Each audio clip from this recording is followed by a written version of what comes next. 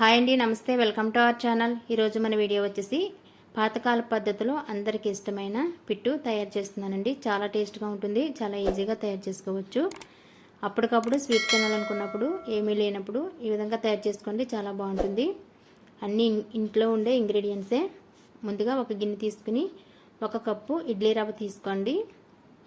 ఇది సన్నగా ఉండాలి. ఈ విధంగా ఇడ్లీ రవ్వ తీసుకున్న తర్వాత శుభ్రంగా 2-3 సార్లు వాటర్ వేసి శుభ్రంగా కడుక్కొని బాగా పిండేసుకుని వేరే గిన్నెలోకి తీసేసుకోవాలి. ఈ విధంగా గిన్నెలోకి తీసుకున్న తర్వాత 1 అరకప్పు కొబ్బరి తురుము వేసుకోవాలి. కొబ్బరి తురుము వేయటం వల్ల చాలా టేస్ట్గా ఉంటుంది. ఈ విధంగా వేసేసుకుని బాగా కలుపుకోండి.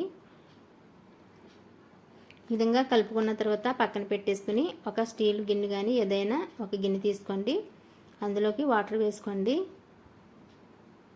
వాటర్ వేసుకున్న తర్వాత ఏదైనా వైట్ క్లాత్ తీసుకోండి, పల్చని క్లాత్, శుభ్రంగా ఉన్న క్లాత్ తీసుకుని ఈ విధంగా ఏదైనా తాడుతో కట్టేసుకోండి. గట్టిగా కట్టాలి. ఈ విధంగా కట్టేసుకున్న తర్వాత మనం ముందుగా కలుపుకున్న పిండి వేసుకోవాలి. ఇలా టైట్గా ఉండాలి. పిండి వేసేటప్పుడు అంచొద్దండి, ఇలా పైన వేసుకోండి గుల్లగా. ఈ విధంగా వేసుకున్న తర్వాత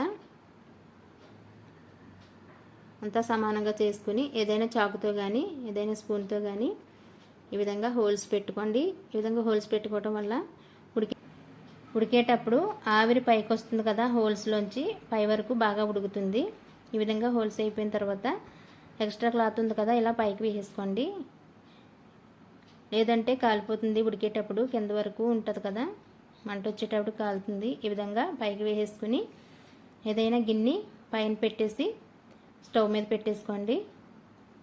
ఈ విధంగా దానికి సరిపడా గిన్నె పెట్టేసుకుని స్టవ్ మీద పెట్టుకుని 20 నిమిషాలు ఉడికించండి. లో టు మీడియంలో 20 నిమిషాలు ఉడికించండి. 20 నిమిషాల తర్వాత చూద్దామండి.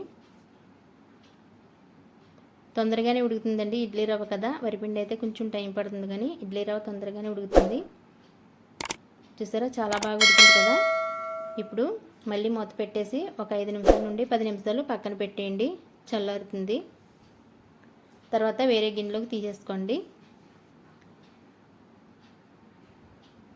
ఈ విధంగా తీసుకున్న తర్వాత కొంచెం వేడి ఉండగానే 1 స్పూన్ నెయ్యి వేసుకోండి.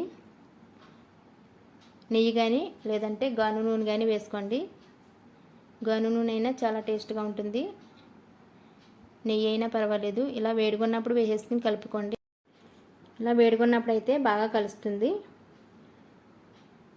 ఈ విధంగా బాగా కలిపేసుకున్న తర్వాత 1 అరకప్పు బెల్లం తురుము వేసుకోండి. బెల్లం తురుము వేసుకుని బాగా కలిపేసుకోండి. అంతేనండి, పిట్టు రెడీ. చాలా టేస్ట్గా ఉంటుందండి. ఈ విధంగా మీరు కూడా ఒకసారి ట్రై చేయండి. కానీ మెచ్యూరైన పిల్లలకి పెడతారు కదా, ఈ విధంగా పెట్టొద్దండి. అది వరిపిండితో చేసి పాతబెల్లం వేసి పెడతారు. ఇది ఎప్పుడైనా స్వీట్ తినాలనుకున్నప్పుడు మాత్రమే చేసుకోండి. అంతేనండి, పిట్టు రెడీ. చాలా టేస్ట్గా ఉంటుంది, చాలా ఈజీగా తయారు చేసుకోవచ్చండి. మీరు కూడా ఒకసారి ట్రై చేయండి. ఈ విధంగా చాలా బాగుంటుంది.